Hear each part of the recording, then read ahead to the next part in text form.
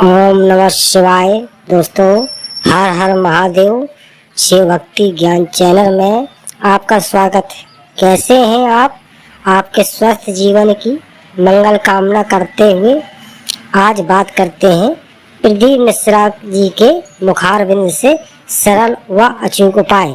आनंद मिल सकता है वो दुनिया में कहीं नहीं मिल सकता।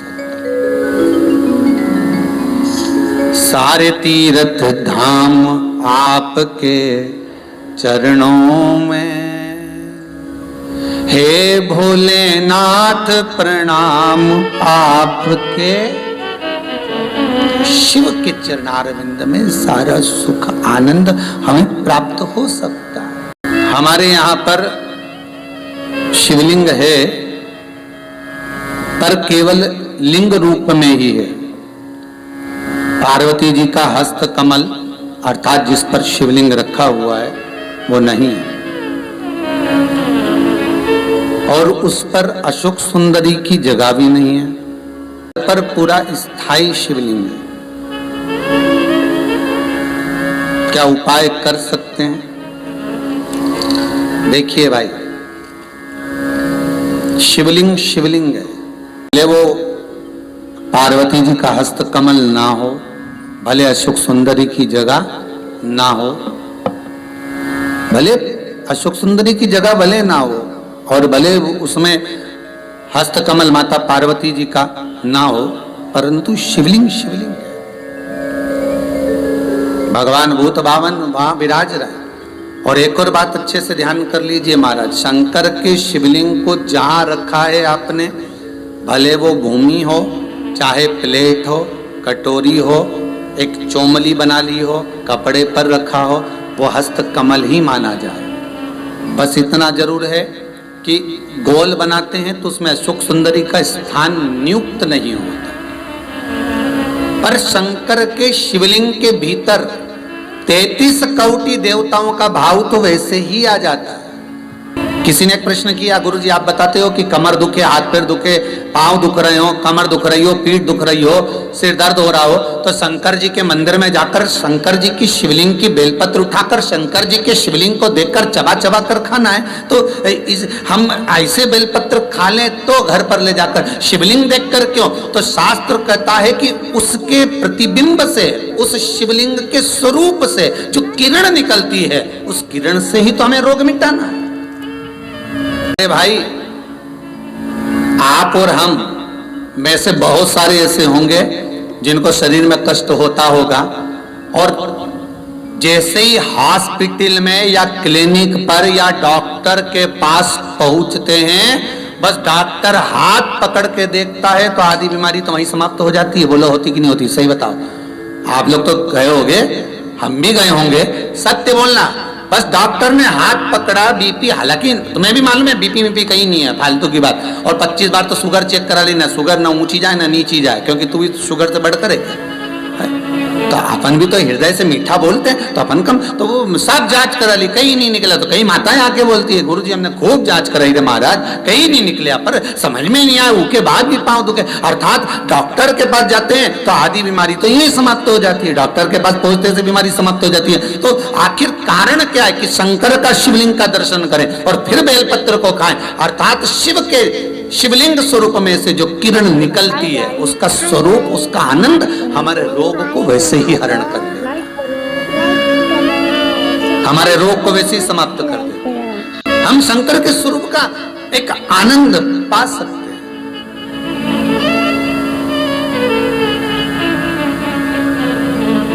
चलो जाने दो, एक और सरल भाषा से समझो। किसी मंदिर में, ये कभी तुमने किसी पुराण में लिखा कि राम जी के मंदिर में जाके एक लोटा पानी चढ़ाओ, कन्हैया जी के मंदिर में चढ़ाओ, माता जी के मंदिर में, भैरव जी के मंदिर में, हनुमान जी के मंदिर में 33 कोटि देवता का कहीं नहीं लिखा कि एक लोटा पानी चढ़ाओ, पर पुराण में लिखा शंकर के मंदिर में जाओ तो एक लोटा पानी चढ़ाओ, शिवलिंग पर जल चढ़ाओ, गंगा जल चढ़ाओ, जल चढ़ाओ, पर चढ़ाओ जरूर। क्यों लिखा? कारण क्या था?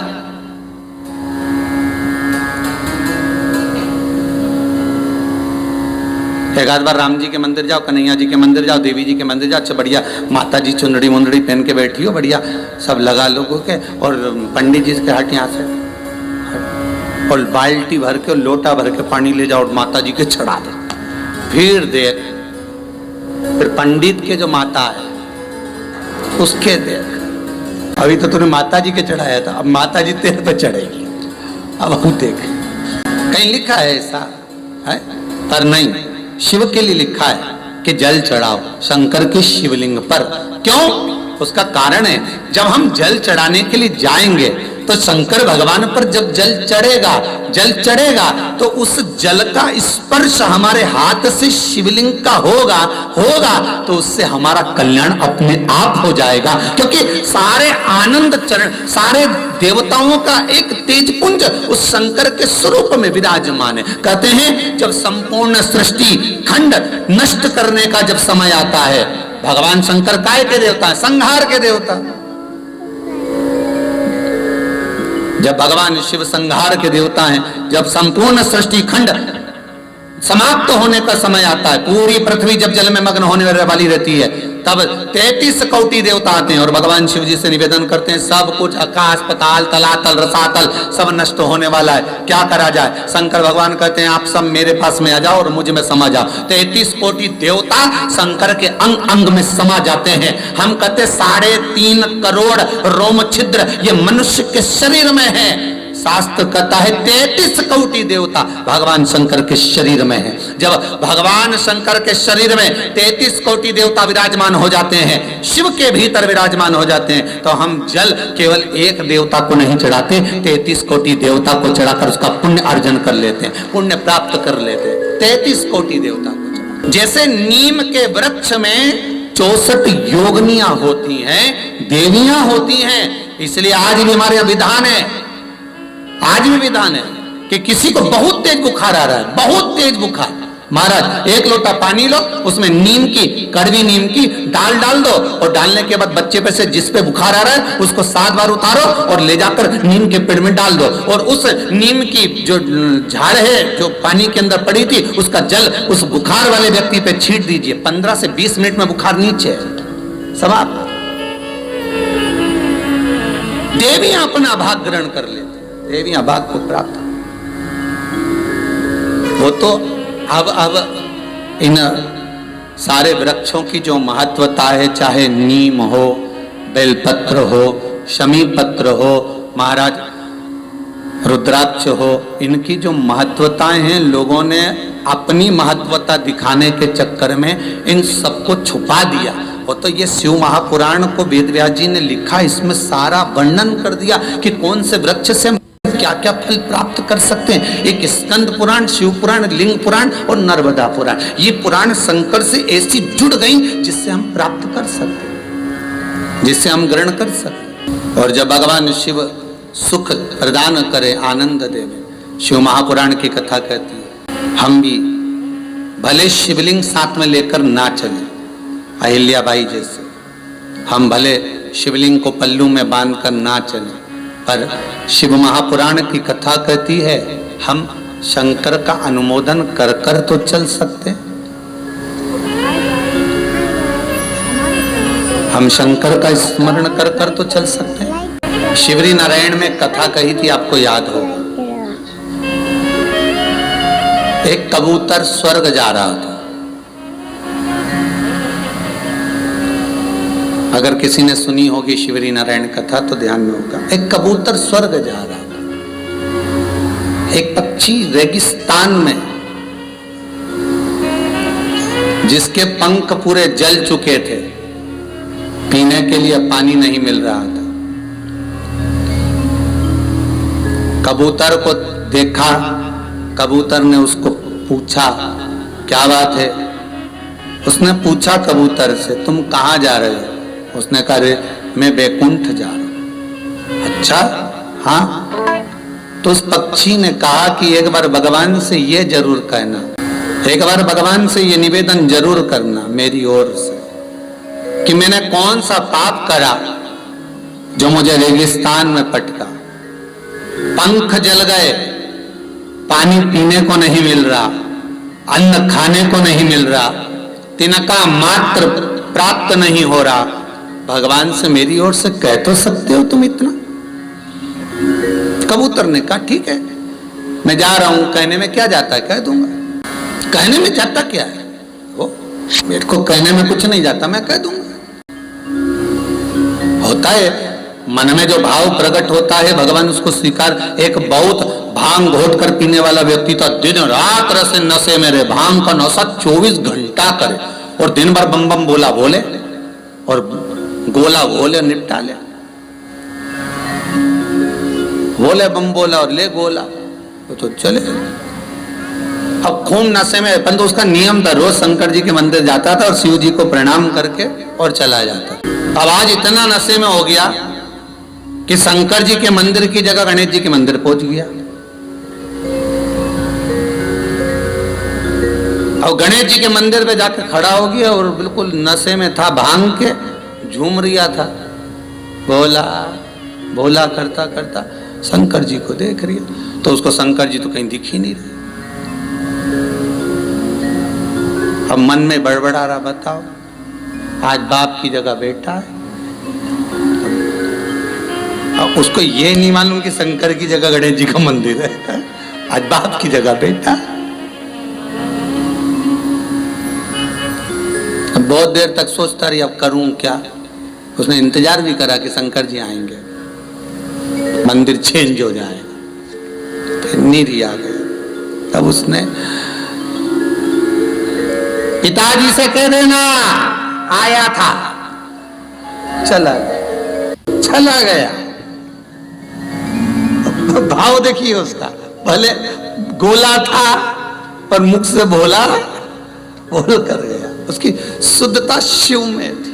हम कहते हैं हम नशा नहीं करना भी नहीं चाहिए, पर सत्संग का, शिव महापुराण का एक नशा हमारे जीवन में भी ऐसा होना चाहिए कि तुझ में रब दिखता है, यारा मैं क्या करूं, हर एक में शिव नजर आ जाए। वो नशा हमारी बुद्धि चित्त में हो। और है ऐसा नहीं कि नहीं है। कई लोग टीवी खोलते हैं तो यही देखते हैं कब शिव पुराण आ रही है, जरा देखो, जरा चैनल चेंज करो, कौन सी टीवी पे आ रहा है, अब इस पे आ रहे थे, अब इस पे आ रहा है, अब देखो जरा कौन से पे, तो चेंज कर करके देखते रहते, कितनी बजे कितनी पड़ोसन को फोन लगाएंगे, कोई आया क्या सियोर वाला महाराज का कोई समाचार, देख दे जरा, है कोई अच्छी कोई क्लिपिंग आई है तो हमारे भेज देना। एक व्यक्ति 50 60 ग्रुप में भेजे, जरा देख तो जरा कोई अच्छी बात आई हो तो जरा भेज जरा। अब भगत शिव का तो कह देना भगवान से कि मेरे को इतना दुख क्यों दे रहा है। तो पहुंच गया कबूतर ऊपर और धर्मराज के पास गया। धर्मराज ने पूछा क्या बात है कबूतर, तुम दुखी दिख रहे हो, तुम तो बैकुंठ जा रहे हो, तो तुम्हें तो प्रसन्न होना चाहिए। नहीं, दुख इस बात का है कि नीचे एक पक्षी मिला था मुझको, बेचारा बड़ा दुखी था, उसके पंख जल गए, उसके पास में खाने पीने का कुछ नहीं है, कुछ कृपा कर दो ना आप, मेरी तरफ से कृपा कर दो, मैं विनती कर रहा हूं, कुछ तो कृपा करो। धर्मराज ने कहा बहुत पापी है वो, उसको भुगतना पड़ेगा, भोगना पड़ेगा, तो उसको कुछ नहीं मिलेगा, ऐसे ही रहेगा, बिल्कुल ऐसे ही रहेगा, कुछ खाने को नहीं मिलेगा, कुछ भी प्राप्त नहीं होगा।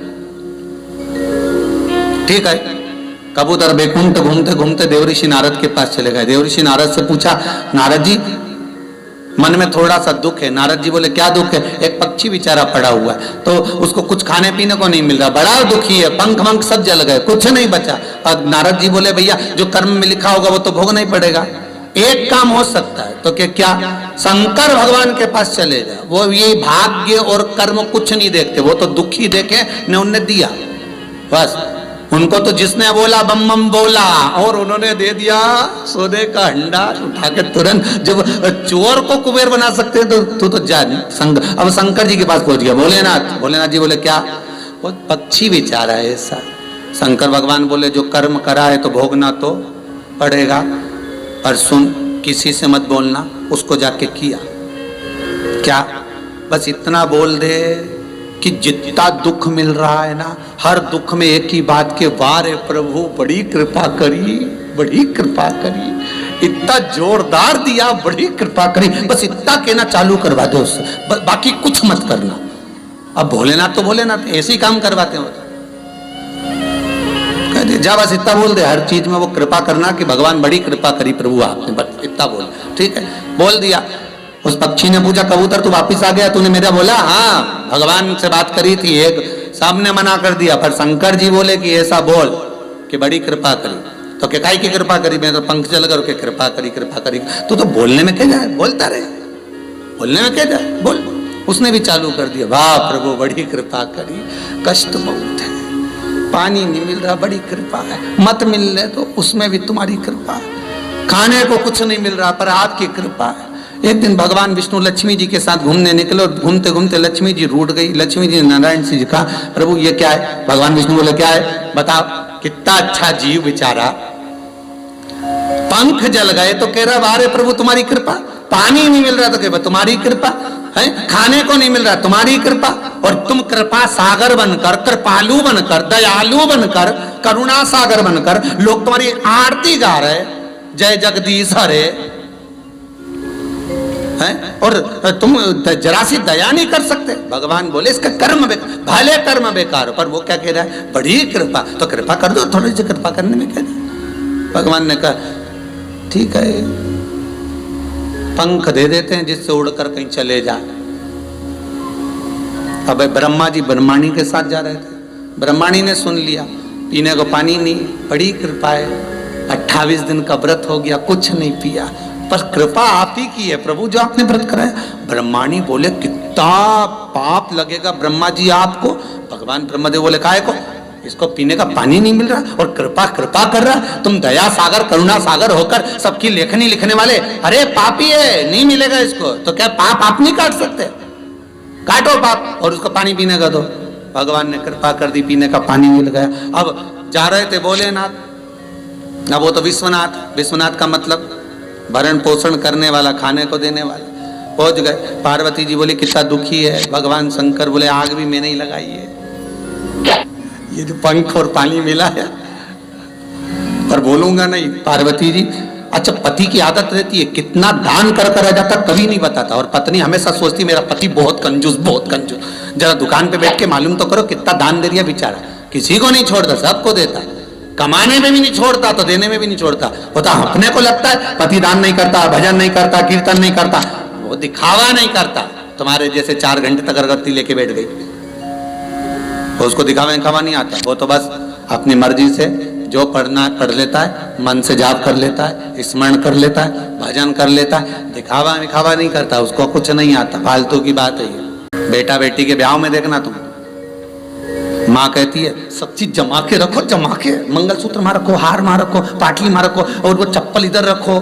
जब वो बहू को चढ़ावा चढ़ता है ना या लड़की को कुछ देते तो सब दिखावा कर कर, और पिताजी कहते रखा ही है ना, डब्बा बंद रखा है तो खोलो तो सबको दिखना चाहिए। अब पत्नी मैं शादी में भी न करे, खोलो खोलो, और वो पति के रख दिया ना, सबको मालूम है अपन ने दिया, उसमें क्या नहीं नहीं सबको दिया, और कई कई नाम लिखो अलमारी पे। हम आशा करते हैं कि भगवान शिव आपकी सभी मनोकामना पूर्ण करें। इस उपाय को करना ना भूलें। आज बस इतना ही, फिर मिलते हैं नेक्स्ट वीडियो में। दोस्तों वीडियो अच्छी लगी हो तो सब्सक्राइब और लाइक जरूर करें। ओम नमः शिवाय दोस्तों।